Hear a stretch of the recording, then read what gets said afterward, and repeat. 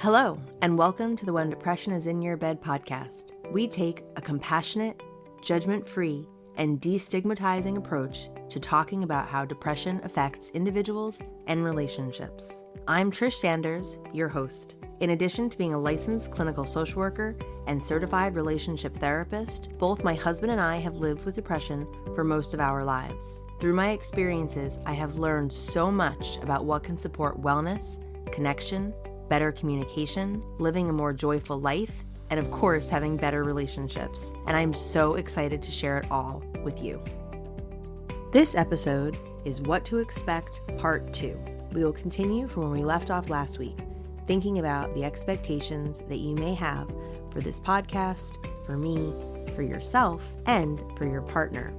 Thinking about expectations, and particularly what may be unrealistic expectations, can really help us gain clarity and empower us to figure out how to meet our needs in a productive and helpful, conscious way. Let's get started.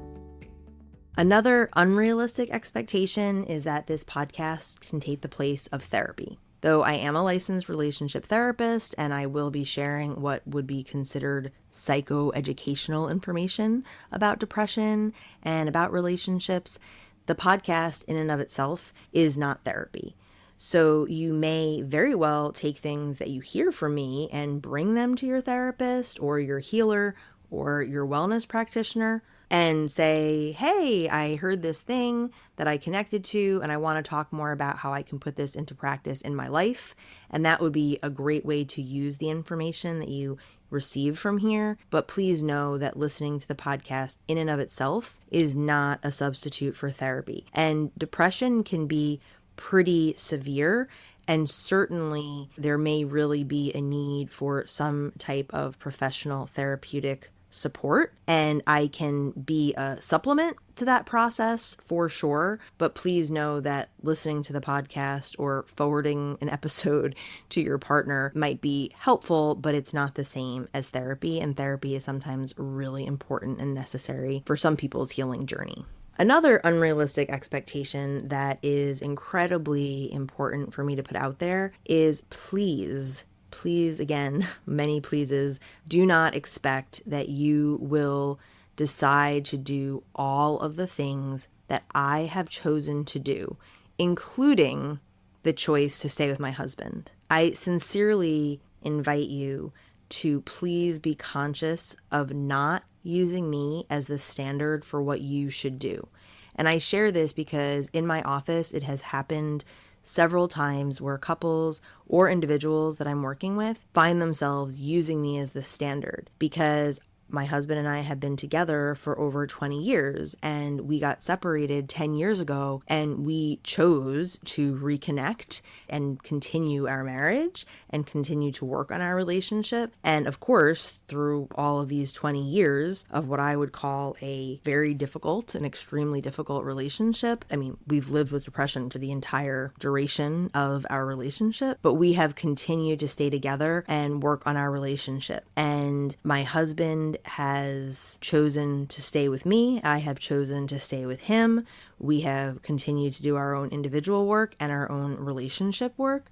But just because that was my choice and my husband's choice does not mean that you should make the choice to stay with your partner. I'm not saying that staying together is a good choice or the right choice for anyone else. The choice to stay together is that. It is a choice, and it's something that each person in a relationship needs to make for themselves. So I've been very conscious in my choice making, and I've really done a lot of self-work, and it has always made sense for me to stay in my relationship, but that's all it is. It was my choice. There's no moral judgment about what the right thing to do is. It absolutely makes total sense for some relationships to come to an end. And I will, in future episodes, explore some questions that may be helpful to consider when trying to make that decision. Should I stay in a relationship or should I end a relationship? But for now, please be aware that if you find yourself thinking something like, well, Trish stayed with her husband through his severe depressive episodes, so that means that I should too, please try to catch yourself and notice that little should, because should is a judgment that's creeping in. So I invite you with deep compassion to please step back from self-judgment. Know that what I want to do is to support you in making a decision that really works for you and for your life.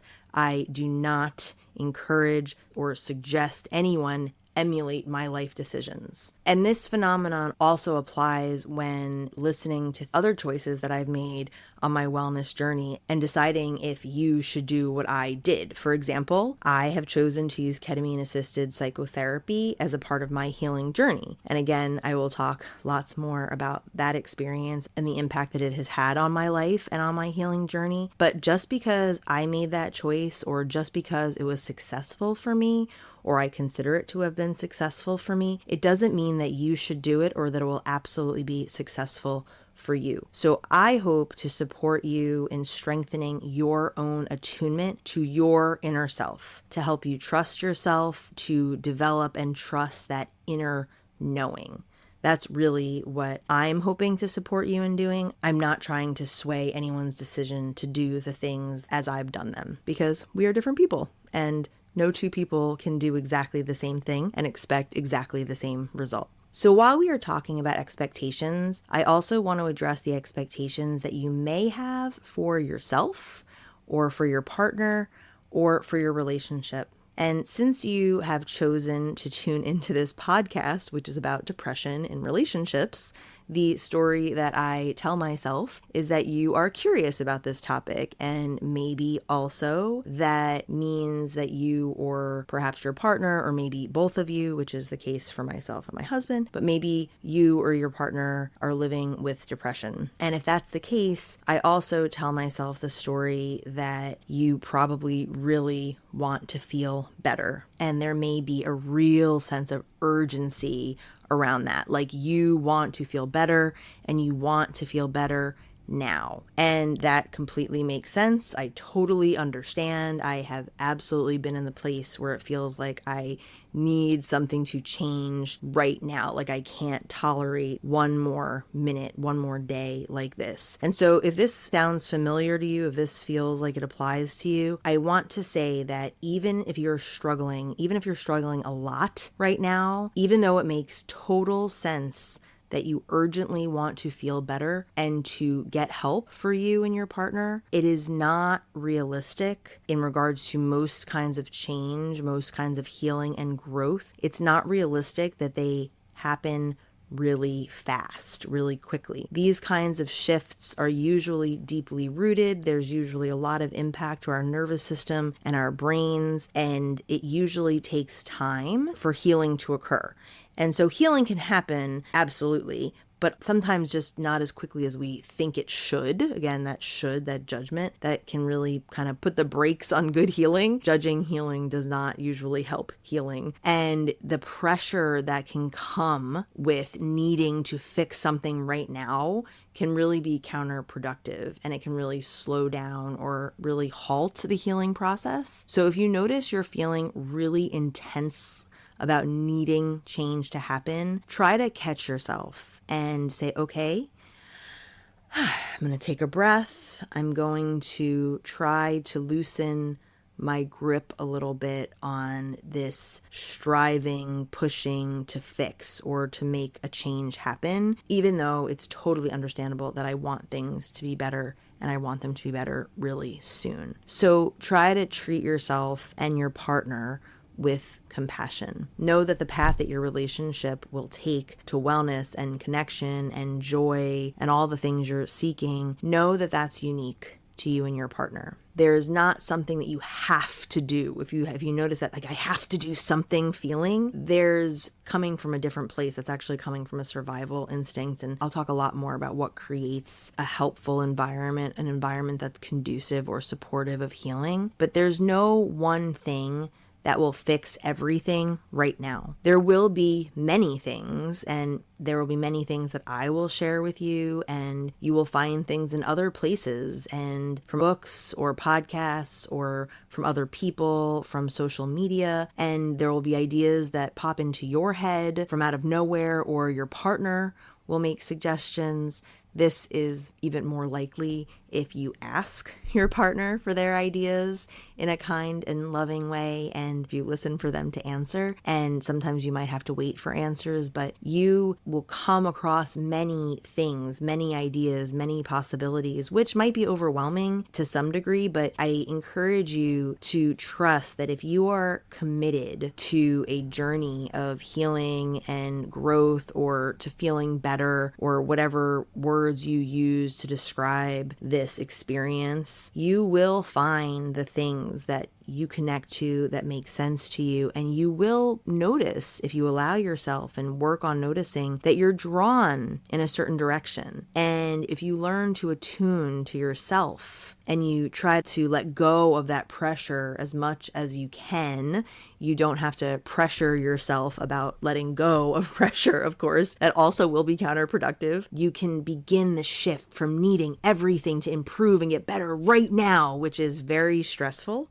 Being in that place. I also know that place. I know a lot of stressful places. I also know a lot of healing places, so I guess that's pretty good. But if you move from that stressed place to a place of trusting that you have everything you need and your journey will unfold even better without you having to push or strive, without incredible amounts of effort. This is the good news. I mean, this is one of the best pieces of information I think I've maybe discovered in my journey, that I can do a lot less and get so much more. So stay tuned for that for sure. But no, you are not alone and you can figure this out. And maybe what you figure out is how to heal and grow through your current relationship. Or maybe you will figure out that ending your current relationship is what makes sense for your growth process. And you'll take whatever growth you've made, whatever healing has happened and what you've created, and you'll take that into future relationships. So whatever happens on your adventure, which I know adventures like this can cover a lot of tough terrain, or at least at times the terrain can be really tough. I hope along your way, what you do figure out is how to create healing and wholeness and wellness in the most important relationship that you have, which is the relationship that you have with yourself. Another unrealistic expectation that I would like to share is that it is unrealistic to think that your partner will connect with exactly what you connect with. What makes sense to you, like, hey, I want to try that.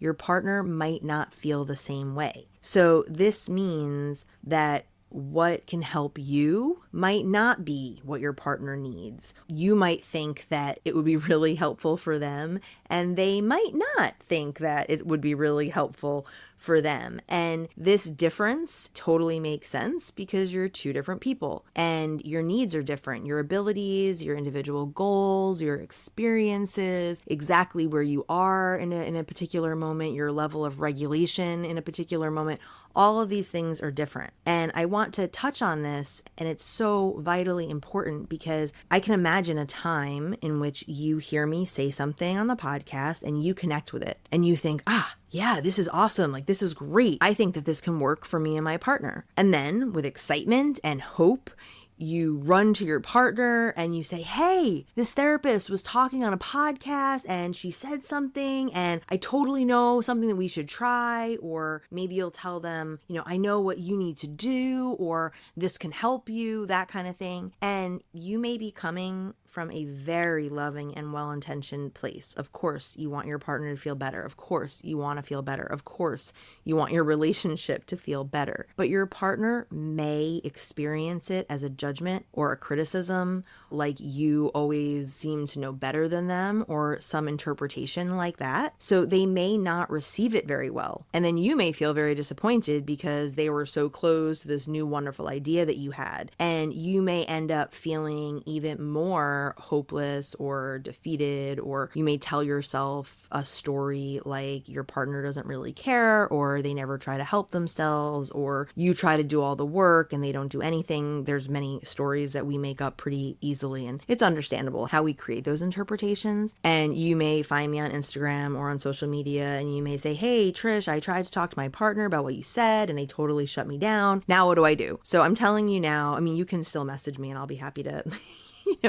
sort of try to provide you with some information. Or if I hear that a lot, I'm sure I'll talk about it on a future episode anyhow, because this is a very important topic, how to share information with our partners. But I want to address this up front. It is, of course, reasonable for you to expect that you'll want to share information with your partner. And I encourage you to keep in mind that you're two separate people. So to try with an invitational approach, something like, hey, I listened to a podcast today and I heard something that really resonated with me. It was really interesting and I thought it could be helpful for us. Would you be open to hearing about it? I'm really curious to hear your thoughts. So this invitation is literally an invitation. When you get an invitation in the mail and they say, do you want to come to my party? You have the ability to say yes or no, right? You RSVP and your partner is going to RSVP to this invitation. So they may RSVP no. You say, hey, are you open to hearing about this? No, I'm not open to hearing about this. And again, I will talk a lot about helpful communication skills, so keep listening. But for now, if your partner doesn't want to hear about something that you want to share, or if they listen to it but they don't connect with it like you do, stop and take a breath. Maybe take a break. And remember that they are a different person than you. And if you can honor that, if you could even maybe communicate to them that you honor that, okay, I hear that you're not up for that right now. If you change your mind later, let me know. Or, okay, I get it. That doesn't really make sense to you in the same way that it made sense to me. If you can honor that they're different instead of shaming or blaming or criticizing, which is so easy to do because we want things to work so bad and we can be so disappointed when they don't work as we imagine they will, or if we think we have this possibility and it falls short, we can feel so let down. But it's so important to know that connecting with your partner is a part of this journey. Creating space for two different people to exist is imperative to connection and to healing as well. We will talk more about how to engage your partner in this relational journey and how you can self-regulate when you are at different places on the path. It is also unrealistic to think that change will happen if you primarily focus on your partner's healing or growth or wellness or what their problem is or what you think they need to do to make things better for themselves, for the relationship, or for you. It is extremely common for couples to come into my office and for each partner to try to tell me what the other partner is doing wrong. And I myself spent the first decade of my relationship with my husband focused on quote unquote helping him. Now, I did really, truly, legitimately think at the time that I was helping, and he was pretty severely anxious and depressed a lot of the time, and I'm a therapist, right? So you would think that I'd have some good advice, but the help, this quote unquote help I was trying to offer rarely actually landed for him as helpful. He would respond with irritation or anger, and he would express feeling criticized or judged or like he was being schooled. And I honestly, for a very long time, did not understand why. I was only helping, and I didn't know why he was getting so mad about it. And I also didn't understand why he wasn't taking my very good advice, which now seems a little funny, but at the time I really didn't get it. It wasn't actually until we separated and we started doing the work of imago relationship therapy that I got clarity on how I was contributing to the nightmare that was happening in our relationship. And again, I will talk a lot more about this dynamic and imago relationship therapy. I am a certified imago advanced relationship therapist, so I will share lots about imago theory and what has helped me for sure and what helps couples, but I will share a lot of my own experience. Maybe you can see why I started this podcast, because I have a lot of information that I want to share with you. But for now, I invite you to empower yourself to really focus on what you can truly control, which is you. You can develop more insight into your needs. You can understand better what is underlying conflicts in your relationship, the ones you're experiencing in your intimate partner relationship, and also perhaps the conflicts that you're experiencing in other relationships in your life. And you can learn to better self-regulate or to communicate differently, to set boundaries for yourself or to care deeply for yourself, and so much more. And when you do these things, when you focus on yourself, you will see changes occur in your relationship. Now, let me be very clear. You cannot do it all alone, and I am not encouraging you or even imagining that you will try to do everything by yourself. That's not realistic or possible either. Your partner is one half of your relationship, and so you're really both needed to create real lasting change for the relationship. But what that looks like, both of you working in partnership, might be different than how you imagine it to be. What I am saying is that focusing on yourself is true power. So thanks for showing up today. As our time comes to a close, and as you continue to travel along on your own unique wellness journey, I leave you with an invitation. To move from where you are today to where you want to be, the path may seem long or daunting or unclear. And I want you to know that that is totally okay. You do not have to create the whole way all at once. My invitation to you today is to take a step. Just one. Any type, any size, in any direction. It can be an external step that can be observed or measured, or it could be a step you visualize. Whatever makes sense to you. I invite you to take a step today because healing, growth, connection, and joy is possible for everyone, including you, even when depression is in your bed. If you connected with today's episode, please subscribe so you can be notified when each weekly episode gets released. I encourage you to leave a review. Your feedback will help guide future episodes. And please share this podcast with anyone who you think may be interested or enjoy what I have to share. Until the next time we connect, take care of yourself and take a step.